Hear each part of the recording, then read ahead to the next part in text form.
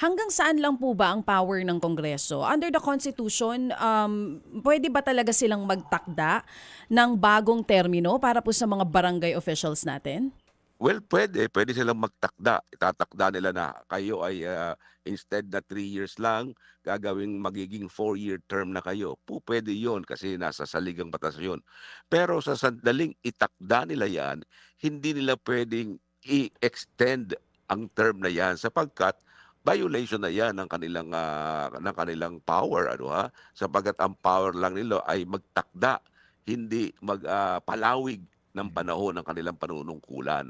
Kapag sila ay inihalal na, halimbawa katulad no'n na nasa 3-year term sila, inihalal sila ng taong bayan under a 3-year term office. Wala ang, taong anong inihalal sila ay hindi naman Hmm, sinasabi doon sa paghalal sa kanila, puwede kayong ma-extend. mm. Kasi katulad ngayon kapagka na-postpone yung December 1, 2025 election at naging, November, ay halos 1 taon na manunungkulan sila na hindi naman sila inihalal kundi holdover lamang sila.